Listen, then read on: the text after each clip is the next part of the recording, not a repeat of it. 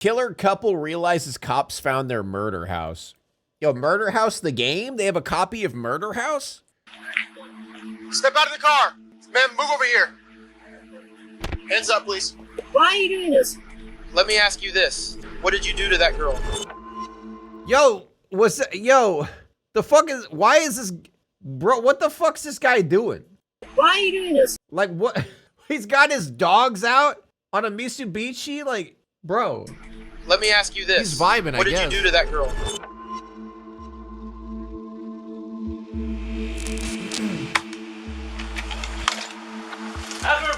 He's too cool to be arrested. Cops walk up to him. It's like, bro, I didn't know you were chill like that, you know? Daps him up. Like, you're good, man. You're good. Arrests the girl, and then the dude just gets off scot-free. Thank you, Powerpuff. Anyone's up there, come down with your hands up now! I think there's blood on this wall. Yeah, this looks like dried blood. These cops just found the bloodstains of a missing girl. Samantha Guthrie left her mother's house the previous day, never to be seen again, and her blood was just discovered on the walls of this abandoned house. But the police are about to realize that this is a couple's murder house, and the killers have already fled across town, hunting for their next victim. Oh, goody. Why don't you explain what's going on? Just really chased us. What's wrong? With no idea who the next victim What of the the killer fuck? couple could be, and with time running out, detectives find themselves entangled in a web of multiple suspects, all tied to the abandoned murder house. You're looking at some serious problems. I got nothing to say to y'all. Got my attorney present. Nobody else sitting here. This guy is just a wannabe Charles Manson. Like, you could just tell it. This guy probably watched, like, every, like, footage available of Charles Manson, thinking, that's me. I could recreate that. I could be him. I got nothing to say. Help us. This is serious. She deserves to be killed like this.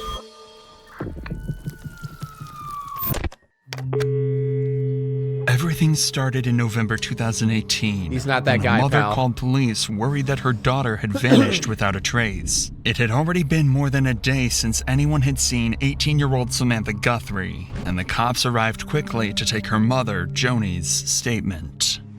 Hello. What's going on? I need to file a missing person. Okay, for? My daughter. Okay. How old's your daughter? She's 18. Okay. So, what makes her missing? We can't find her. We got a call yesterday saying she was shot in the head, thrown in the trunk of a car. And they Wait, you got a call? Describing everything that happened to your daughter? Wait, what? took off. The police were called yesterday. They went over to the house that it supposedly happened at. They checked. They said they didn't see anything. Right. Okay. And where was this supposed to be at? On Lillian. Hey, yo, yeah, I just shot your daughter in the head, threw her in a trunk, and drove away. Bye. Like, what the fuck? She does not look concerned. Well, I don't know. We could always chalk it up as shock. You know what I mean? Min, thank you so much for 9 months. Like, who called her? Was it the killers that actually called her? It's like, hey, yo, mom, like, she's dead, by the way, bye. I don't know. Or she doesn't believe it's true. That's true. She might just think it's a prank. Or, like, I don't know. Lillian. Where's Lillian at? I've never heard of it. I just got 7 consecutive ads on Twitch. Yeah, that's what Twitch does, bro. Talking about ads. You know, YouTube, you're getting a little bit too comfortable. Ad has been inserted directly into your face. Get inserted. Little did this cop know, he'd become extremely familiar with Lillian Street, as it would become the site of hours and hours of investigation and one of the most disturbing crimes to come out of the city in years. But for now, it sounds as though Samantha was murdered, or at the very least kidnapped. But nobody can be sure. All of this information came over a mysterious phone call from someone they didn't even know. I didn't get one on YouTube. What's the address again? It probably doesn't go to everybody. Lillian, Thank would you, you be Effie over there? Pink, for the 5 gifted subs. because she's started getting into bad stuff. Okay. She turned 18. She left. When was that? Okay. So that's the house right there? I don't know what the house looks like. Okay. I didn't go there. It turns out the house that Joni is talking about was due to be boarded up in just a few days. It's in a rough area of town and has been abandoned for months. And as Joni said, I'm confused. Techno Bat, thank you so much for 5 gifted subs as well. So, I'm confused. Like, she turned 18 and then dipped. Was that like when she went missing, or did she just like dip in general and does not want to come back home and now she can't find her anymore? It's kind of confusing. Said Samantha had been struggling heavily. She left home as soon as she turned 18 and instantly maybe this mom does kind of suck. Yeah, normally whenever someone turns 18 and they want to get out of Dodge as fast as possible, normally that means the parents suck. You know? fell in with a bad crowd. She was often seen frequenting abandoned houses known to be used by drug abusers and criminals, and she was slowly getting more distant from her family. Yeah, Lillian address is vacant. Effie, thank you so much for 5 more gifted subs. The officers had it boarded up. So, we didn't see any, no blood, no nothing. And to be honest with you, I think somebody's playing a prank on you. After this, Joni would give over a description. Oh, no. Oh, no. Cops not taking it seriously? What? No. They would never. Cops are supposed to take everything seriously. Of Samantha, including a distinctive butterfly tattoo on her right arm, before telling the cop one more crucial piece of information. Oh, she got matching tattoos with her mom? Wait, hold up. Maybe she does like her mom. The name of the person she was last with, the supposed person that shot her. Okay, sure. Danny Hamby. Who? Danny Hamby? This wasn't a familiar name to someone that was at the abandoned house saw the murder and called the mom. Police, and the officer still wouldn't seem to be too worried by the situation, but that would soon come to change. Because the very same evening, after publishing a missing persons report of Samantha, a lone man would come to police claiming he knew exactly what happened to her, and would lead police to launch a months-long investigation into multiple people, all connected to the abandoned murder house. But before we get to that, I want to tell you about— God damn it, you got me. Where's the code? Where's the code? Let's get back to the case. Wait, no code? Link in the description. Surfshark.com/insanity. Grab your Surfshark for less than a cup of coffee a month, and you'll get 4 extra months for free. Just published a detailed— I mean, less than a cup of coffee? Like, do you have any idea how expensive coffee? Okay, I'm just kidding. I'll move on. description of Samantha, and the morning after, a very worried man would contact and claim to have details that could either save her life or lead them to her body. All right, today is Tuesday, and we're here with, what's your first name? John Marshall. All right, so we're here to talk about something that happened over on Lillian Street back in November 4th. All right, why don't you tell me about what happened that night? John Marshall was the first of many witnesses in this case, and he got in contact with the cops after hearing that they were looking for Samantha. Apparently, he was actually at the house on the night everything happened, and saw it all with his own 2 eyes. Oh, goody. The problem is, it almost sounds too good to be true. The cops don't know Marshall and can't necessarily trust him to give a truthful statement, meaning they'll have to verify all evidence he gives over. So as Marshall talks to the cops, we'll be keeping track of each piece of information and then following how the cops investigate and verify it all in order to hopefully solve the case. He most likely helped. Yeah, if you witness a murder and don't instantly go to the cops, like, bro's probably a part of it. Like, it doesn't matter who the fuck you are. If you witness a murder and you're not instantly going to the cops, why are you saying Pigcepticeye? Just because I have autism?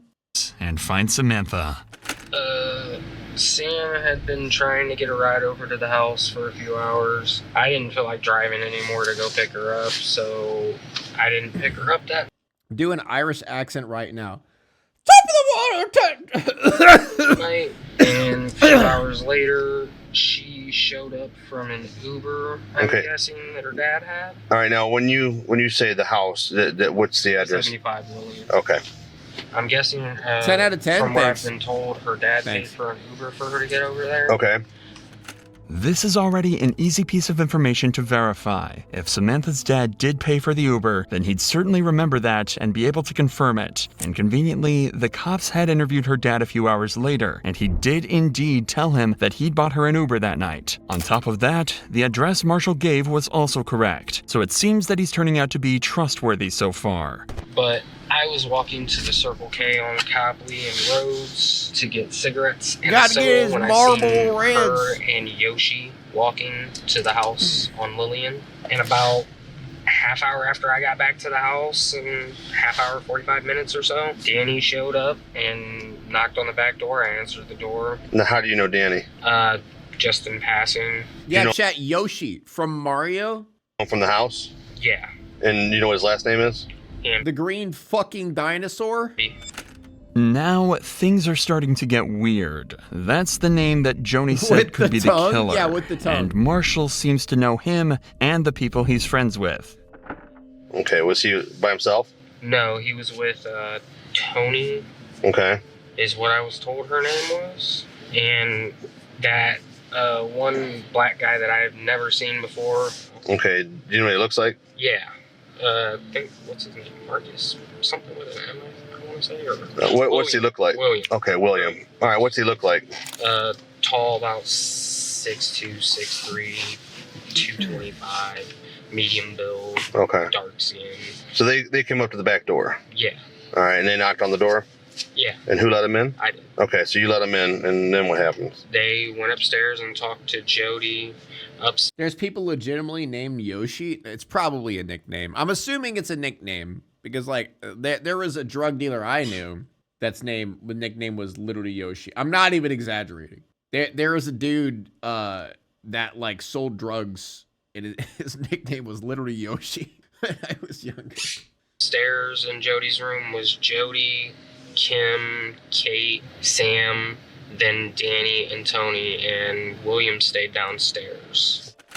This is incredibly useful information that Marshall is passing over. He's just given the names of 6 potential witnesses and suspects, and he seems to know them all personally. If this is all true, then Marshall could have just taken this case from no leads at all to almost too much to handle. The only thing the cops need now is verifiable information about exactly what happened to Samantha. That's when the detective asks this question, and gets much more than he bargained. Like, what even is this? Sean, aka Jacksepticeye, just got diagnosed with autism.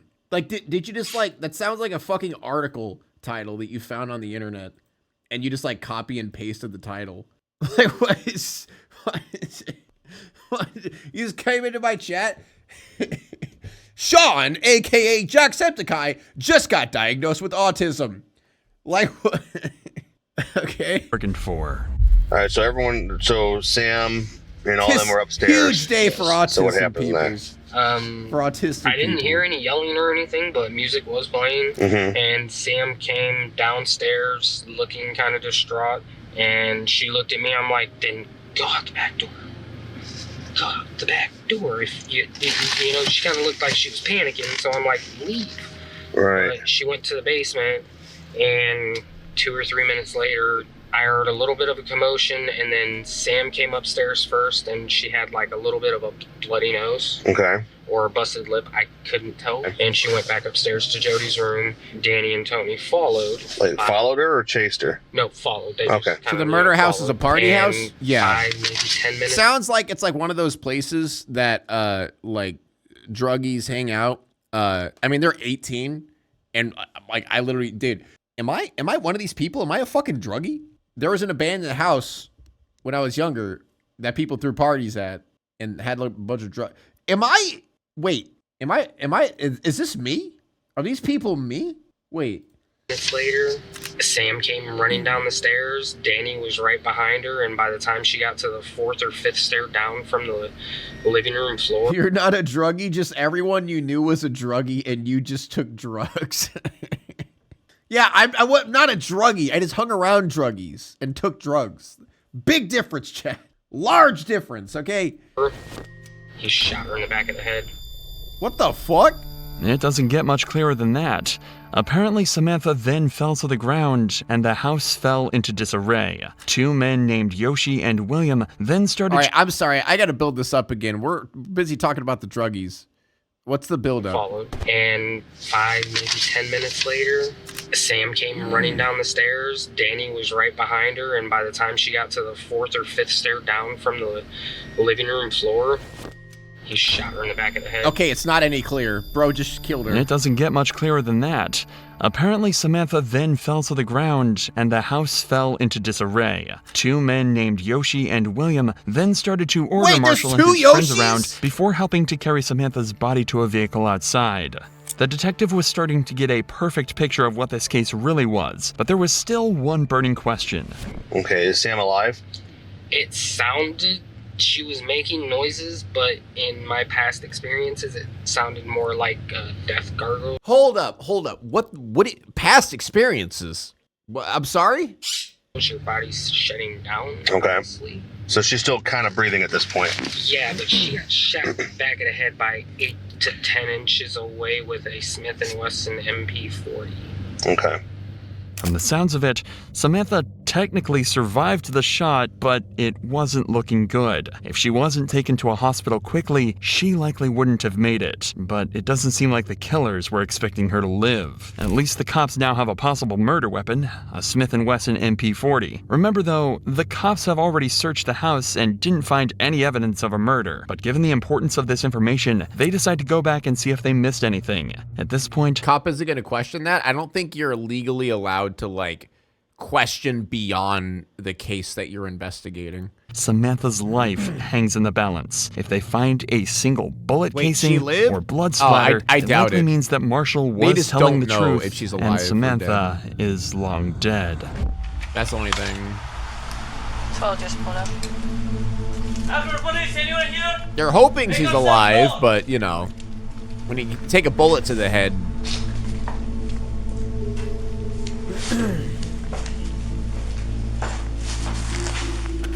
These are the steps that Samantha was allegedly shot on, but the cops can't stop to investigate yet. Knowing how hot this house is and how many places there are for people to hide, they have to be on high alert and clear the entire place out before they can even think about letting their guard down. All 3 officers have their guns drawn and are doing their best to stick together should anybody be inside. I'm going left. I can't get it.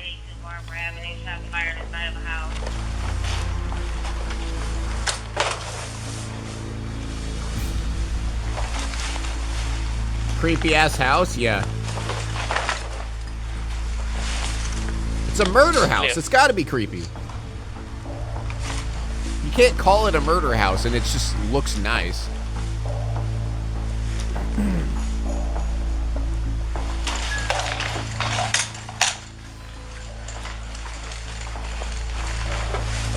Record, please. Black Camaro lives in the parking lot.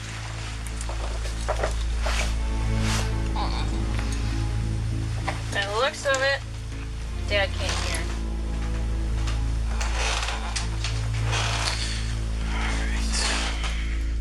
It seems like the house is empty, but it's a complete mess. There's no obvious evidence of a murder anywhere, so it's now clear why the cops didn't find anything their first time here. However, Marshall had told them 2 very important things: exactly where the shot was allegedly taken, and more importantly, that William and Yoshi had actually come back to clean up the scene. That means that any signs of the murder could be extremely difficult to find, but not impossible. In fact, you've actually already seen some evidence that proves Marshall's story to be 100% true. I forgot subtitles. Take another look at the marking on this wall, right below the crack. It's a little difficult to see, but that isn't graffiti. That's Samantha Guthrie's blood. Once the cops spotted this, it all fell into place. Multiple blood spatters that hadn't been cleaned up were found on the walls, as well as the bullet casings that looked similar to the bullets that the Smith & Wesson MP40 uses. Marshall was telling the truth. Danny and Tony were now wanted for murder, and they had 4 other witnesses they could use to track them down and convict them. And in fact, they wouldn't have to wait long, as police were soon called to a house where a girl claimed a couple had chased her with a gun. Come on, pig. The girl probably dies. I said I'm sorry, okay? Shut up. Don't cancel me. Stop. How you doing today, sir? What's going on? This young lady came in my back door. And Listen, chat, if I die and there's like body cam footage of like me getting murdered or whatever, you can joke about me however you want. All right? You can make as many poop jokes as you feel like. what's going on?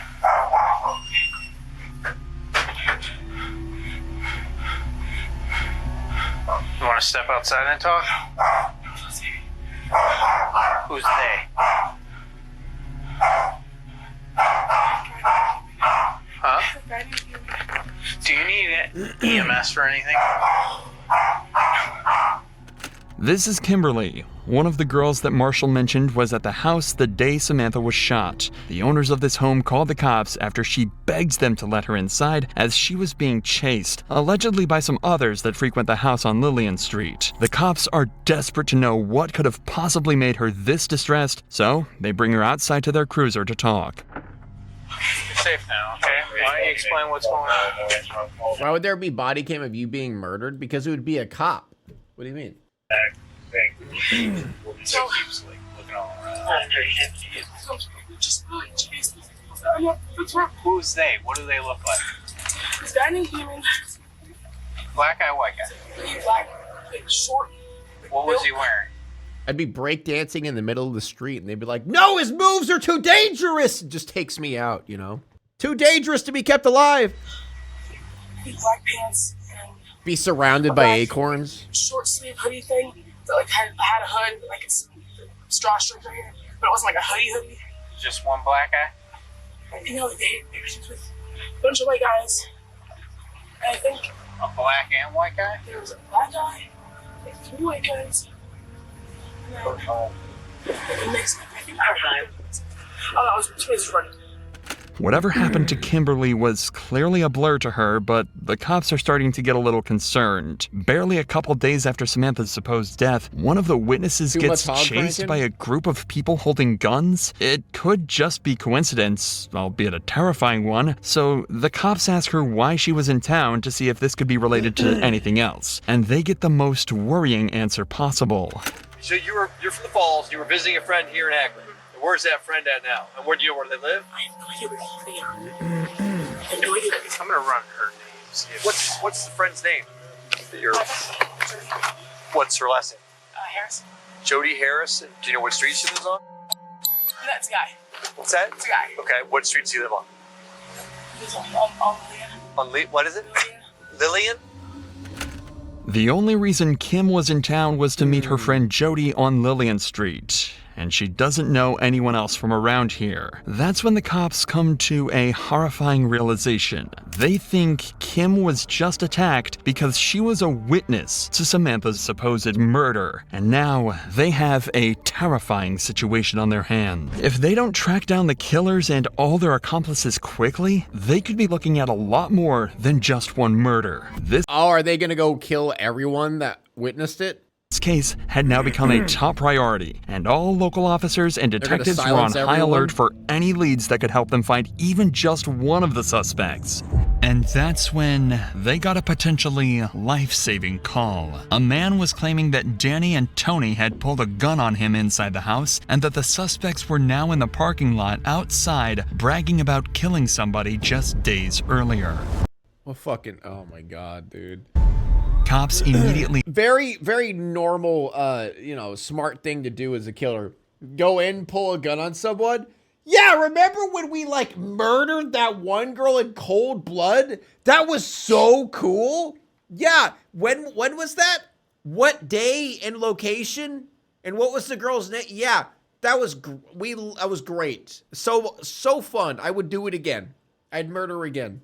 Headed to the scene, thinking this might be their chance to catch the lead suspects behind Samantha's disappearance.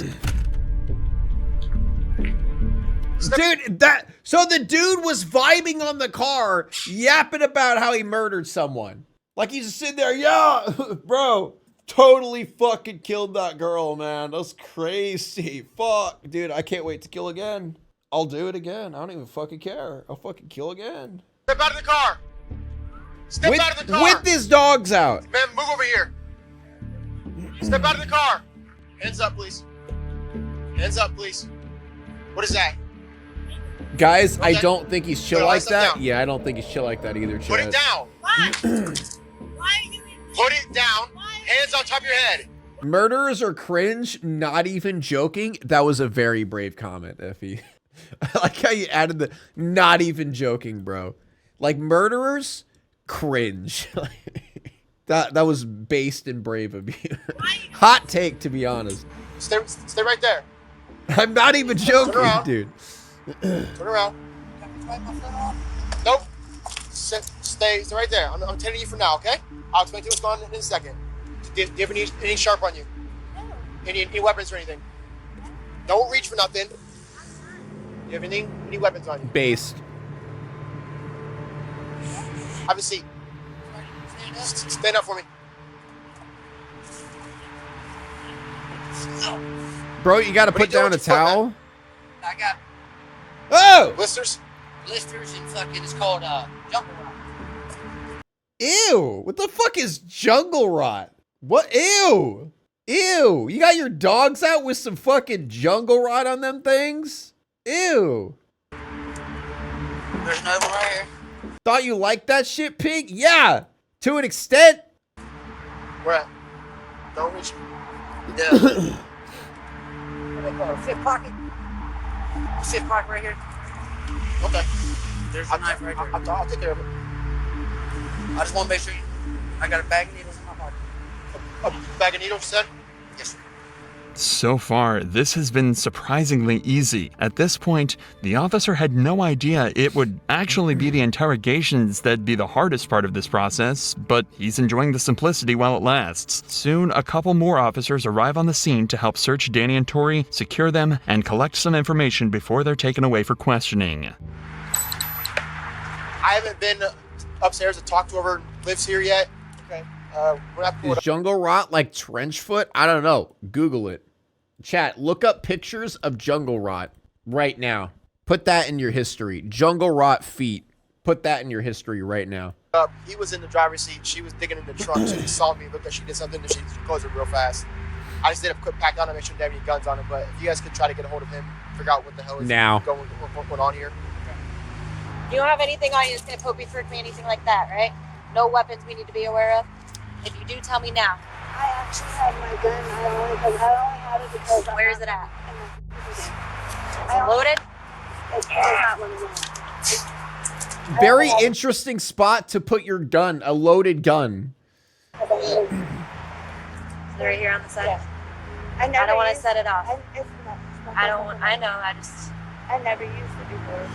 I just, my mom made sure I took it with me for the concrete. I'm good one. She got a gun in her wall. I haven't found his yet. Dude, this guy is... She got a gun in her wall. He got the wonky eyes, man. Isn't he? He's got one eye looking this way and one eye looking straight. I haven't found his yet. Where's your, you got a gun? I had 2 knives on me laying there. 2 knives. What's your name? Danny, Is it okay if I check your pockets here real quick? Yeah, we're not trying to give anyone a hard time. We got a call. He's glonky. People with guns, warrants, and things like that. Warrants? That's just Charles Manson. It's a Charles Manson wannabe. Fentanyl? No, hell no, Lord, no. What is it? Meth. Meth? Just come around here. There you go, good. Eventually, the officers brought Danny and Tony back to the station for interrogation, and this is where the hard part started for the detectives. Lieutenant Wynn, Detective Ross. How you doing? So, they got you with a gun. Dude, how bad is jungle foot? Like, jungle rot, whatever it is. How bad is it where you can't even fucking sit down? Okay. You okay? I want my turn. Okay. Can I read it to you then anyway? Yeah. For the record? You have the right to remain silent. You understand this, right? Google it? Here, No, it's important to you. note that Tell me, Danny chat. thinks he's been brought in just because of the gun incident. At this point, he is unaware that police have him and Tony as lead suspects for Samantha's disappearance. Detectives are doing this to potentially lead him into a fake story or timeline that they can prove wrong later. You've indicated that you want to talk to your lawyer? Correct. I don't know what it's about, but I still want my attorney. I know that. Okay, Garmin, show me Jungle All Rock. right, I don't know what to do about your... For that 11 numbers, give me my attorney. All right, man, I don't know what we can do about your freezing, but maybe get you out of here as soon as we can. How's that? While you're here, can we cover, at least cover something? You can talk, right? I ain't gonna say nothing. You mind if we get some swabs from you? Like I said, you can talk, I ain't gonna say nothing. All right. Look, I'm gonna tell you like this, man. I got 11 numbers, 23 years in the system. I ain't got nothing to say to y'all. Without my attorney present, nobody else sitting here, I ain't got nothing to say.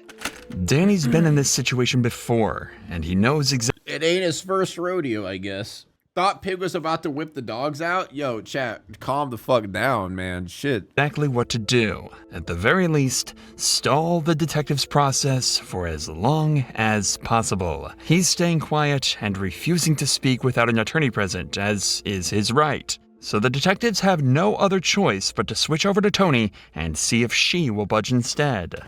Yeah, have a seat there, everyone. I'm Lieutenant Whitten. This is Detective Ross. Do sub goal for foot cam?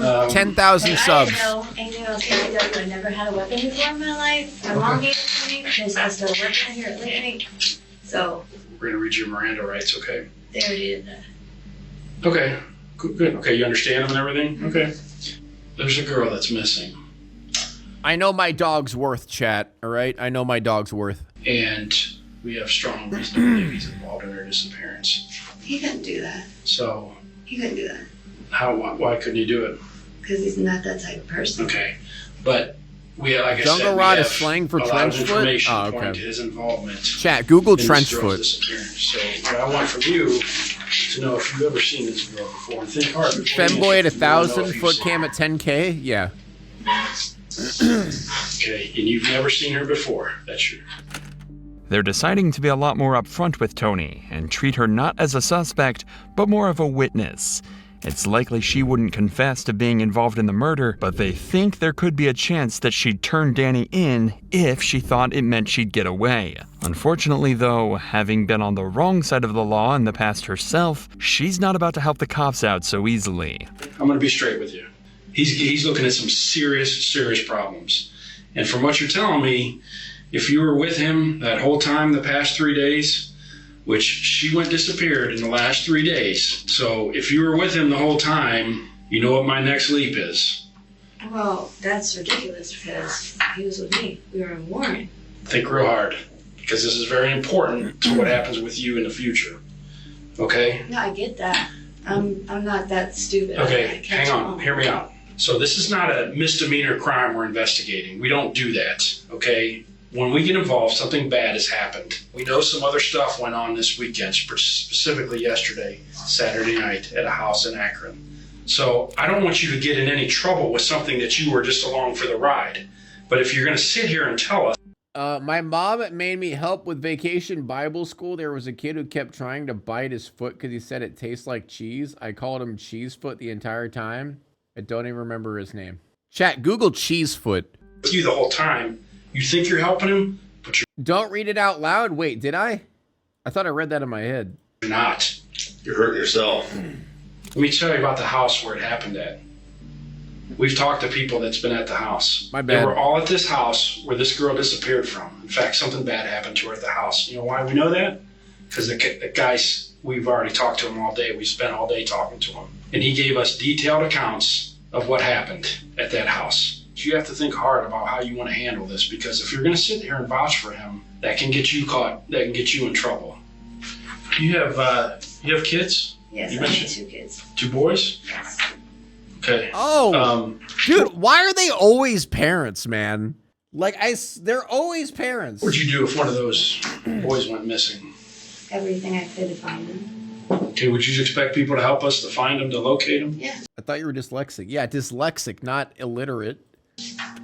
The route the detective is taking is obvious and would work on the majority of people. He's trying to scare Tony into giving up what she knows so they can get to the bottom of things faster. If she gives Danny up, she might get a good deal with them, but if not, things could end up real badly for her. The most interesting dynamic here, though, is how the detective is trying to use Marshall's earlier statement against her. This happens all the time, but usually they're exaggerating the strength of the evidence or making it up completely. This time, though, they actually have an airtight statement, but Tony simply doesn't believe them. That means she thinks she can just continue to deny everything, and instead of taking a deal for less jail time, she can just get away with no charges.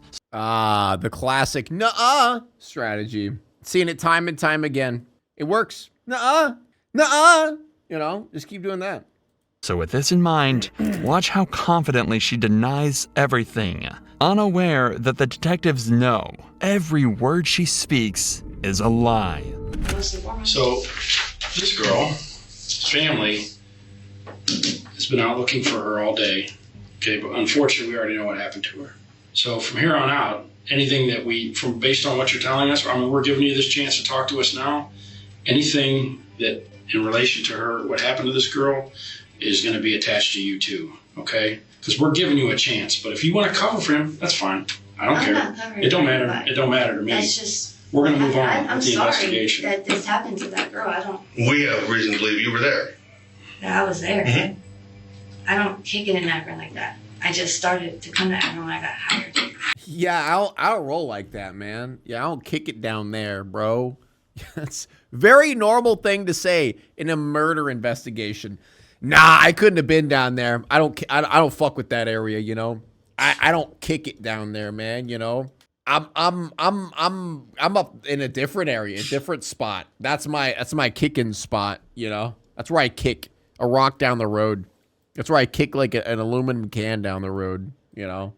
We're not saying that it was a every weekend thing, but we're saying that we have reason to believe, based on what we've been doing all day, you were there. No, sorry, I've never seen that girl in my life. And we have people that have told us you were there. Oh, that's ridiculous, because I don't know anybody really from Akron. You know, actually, in addition to the people that we talked to, said that this all started because you and this girl got into some kind of altercation. I don't know. Yeah, I really want to know seen why they killed her. That's one thing that I'm like really confused about. Okay, like I said, once we move forward in this investigation, from what you're telling us, since you're with him, you're going to be attached to whatever we do with him. Do you understand that, right? Well, yeah, I'm his girlfriend. Okay, just so we got that clear. I've never seen that girl. Did it for fun? I don't know. Money, drugs? You hardly even looked at him. It could be jealousy. That's what I'm thinking. I'm thinking maybe like, but wasn't it the dude who killed her? Maybe, I don't know. I looked at him. I don't know who that is. Drug sale going bad? I got to know him. So did Detective Ross. We got to know him a lot today. We spent the entire day with him. Well, what's his name? And, well, that's not important. You don't know him, so what difference does it make? In reality, Tony is extremely familiar with the man in the photo, as he's the man that helped load Samantha into her car. Oh. That man is Yoshi. Yoshi number 2? Yoshi, whose real name is Dylan, had just been brought in No! on unrelated warrants, and He's Eli. That's not his real name. detectives couldn't believe their luck. One of the main witnesses, possibly even an accomplice, had been brought right to them without any effort whatsoever. The best part, Dylan wasn't the hardened criminal they expected. You're not a dinosaur. In fact, his interrogation was unlike anything you've ever seen. Not only is it truly heartbreaking, but it was actually key to putting not one, not two, but 3 people behind bars for Samantha's murder. Help us. This is serious. Did something bad happen to her? It's gotta go. She's a young girl, man. No. What happened to her? I don't know. I just met her a couple of days ago. Chat, do you think he knows? Guys, do you think he knows? I don't know. It's hard to read, man. It's hard to read. Help us. He asks about it, instantly breaks down in tears. I don't know. Nope, no idea. Listen. You see something bad?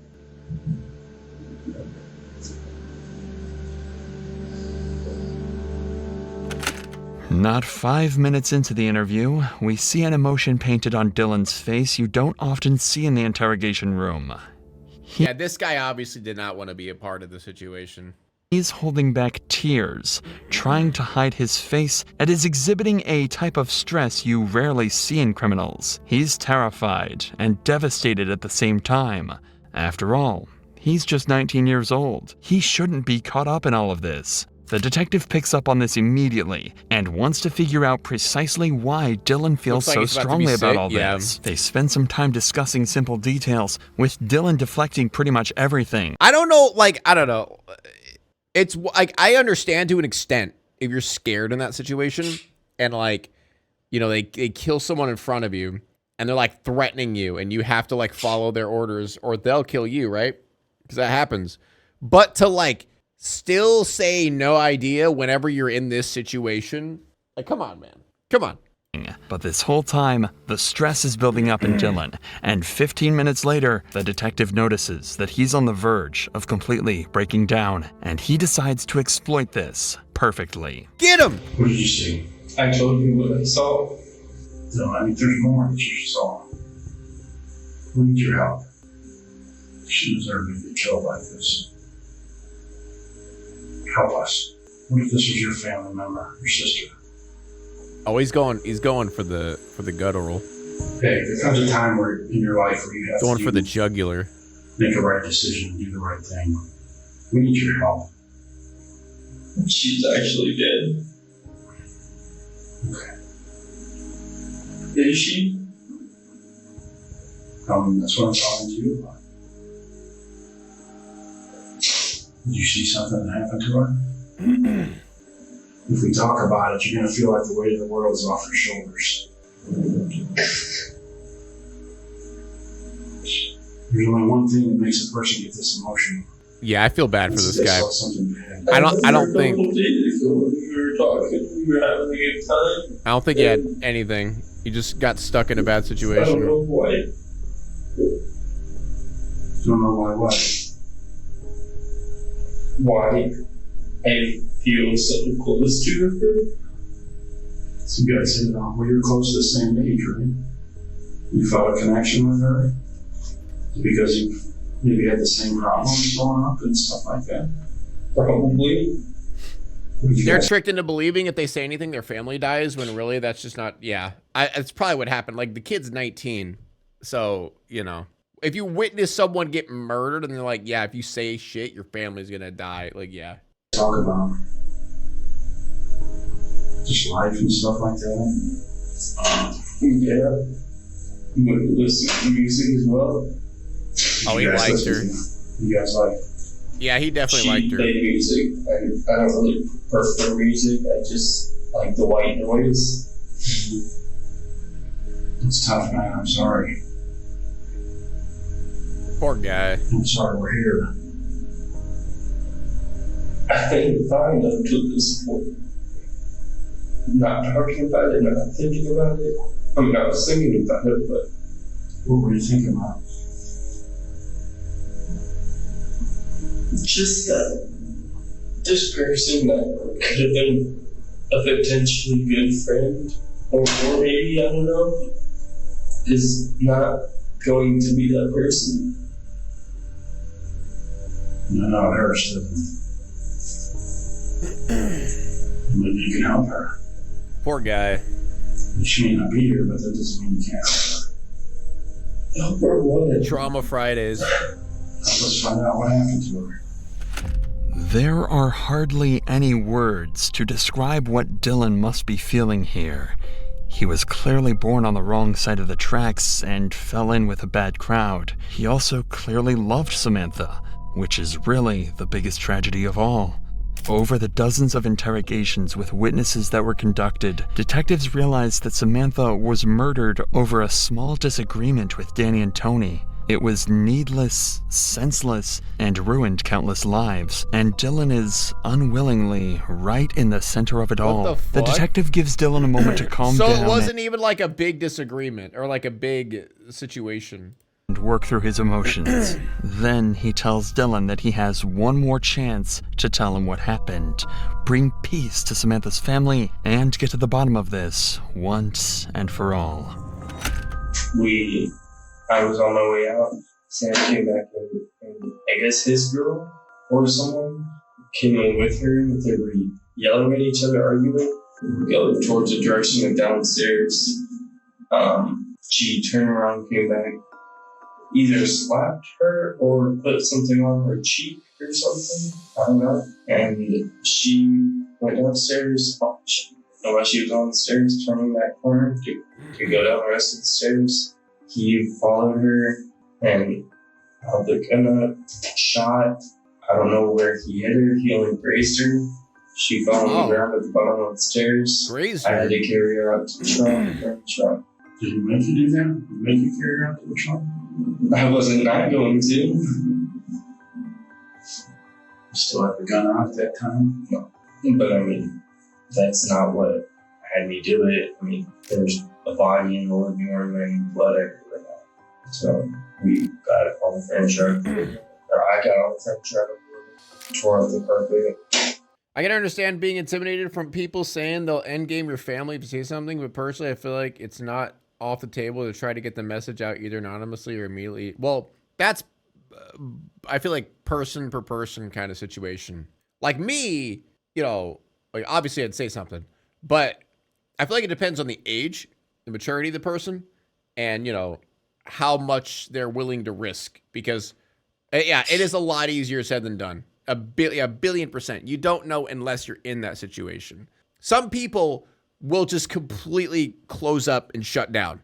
Like, I feel like me as a 19-year-old, I probably would shut down. Like, he's young. Like me as a mature adult now, it'd be different. Because I kind of get, you know, I'm more mature and I understand things better. But younger me, I don't know. I don't know if I would have done anything. Like, it's hard to say in that situation. Where's the carpet at? Gone. Gone where? Burned. How'd you get all the furniture out of there? I moved it. Thought you were 21? Exactly. I'm an adult. It wasn't outside. It's all in the kitchen. Still in there? Everything Dylan has said lines up perfectly with not just Marshall's statement, but the evidence too. Outside, the detectives found a fire pit where something had recently been burned. They surmised that this was a carpet with all of Samantha's blood on it. And inside, right at the bottom of the stairs we looked at earlier, a large area of carpet and drywall are missing right where Samantha was shot. However, that's where Dylan says his involvement ended, meaning he can't answer the single, most important question that the detective still had. Where was Samantha's body? For that, they told the cops to turn to the fourth and final suspect that the cops had had since the very beginning, William, who Dylan said left in the car with Danny to hide Samantha's body. Our concern is obviously mostly for the family. I think you're probably feeling that way too a little bit. If Big is 21, I'm older without a family in a house that's sad. With her mom and dad, she has a mom and dad, and they want to be able to bury the kid. I mean, to be fair, I was married at 21. You're probably wiped out. We're wiped out, dude. We've been at this. I've been married for 10 years. So I was married at 11 years old because I was 21 and I was married for 10 years. Married Amy at 11. You know, had Ezra. In that context, I had Ezra at 14. I know you probably haven't eaten either, but I understand you're having some issues as far as, you know.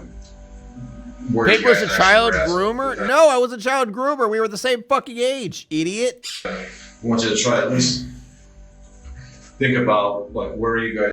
Yeah, I had Ezra. With the body in the back of the car. I remember going up the hill.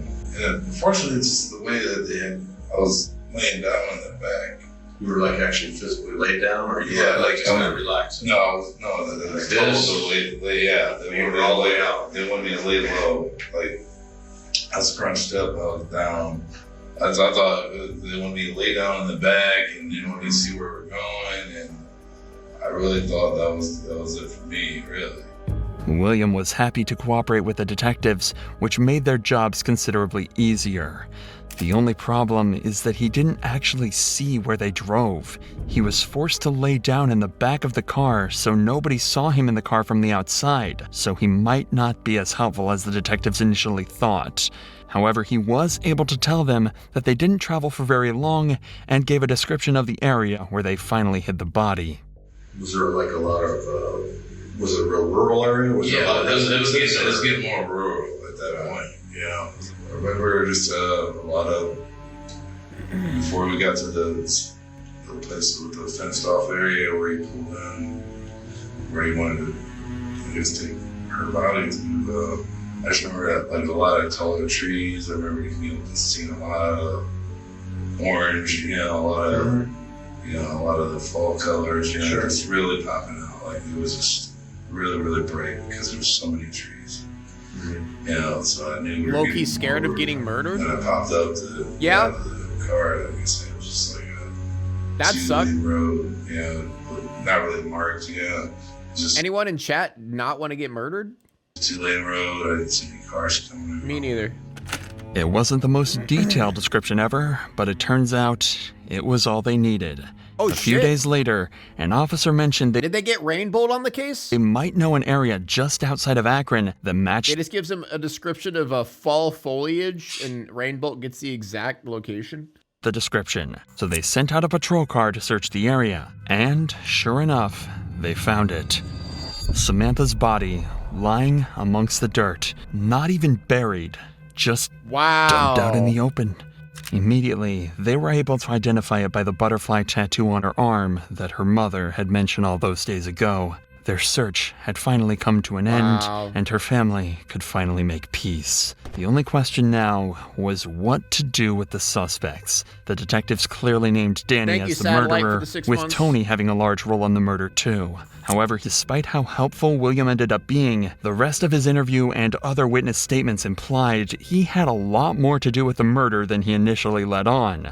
So he was charged with abuse of a corpse and tampering with evidence, with a sentence of 10 years. And the court had to decide on the fate of Dylan, the 19-year-old. They decided that he shouldn't have been involved in this, and given a second chance, he might be able to get his life back on track. So he was charged with tampering and obstructing, but he was only given 5 years of probation. Okay! Alright, not bad! Not bad! Hell yeah! No prison time? I like that, because you could definitely tell he did not want any part in that shit. Life and life on the next two. Killer couple, Tony was given 16 years for tampering with evidence and I mean, I guess she didn't shoot her, but I mean, of justice. Like she was like a part of, like she was with the dude and liked being with the dude. Danny was and hid the dude. Like she hid evidence. The other two dudes did not hide evidence. Charged with murder and abuse of a corpse, and given a life sentence with the possibility of parole after no possibility 24 years. No 24 years, bro. Thanks again, Surfshark, for sponsoring this video. Head over to Surfshark. God damn. Oh well, maybe he'll just be an asshole and get life anyway.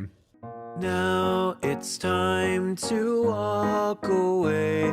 I hope you enjoyed your stay. Did you laugh or cry or maybe subscribed? I'll thank you either way. You know I will miss you. I hope you return. Tell your friend or your mother to get me more views, please.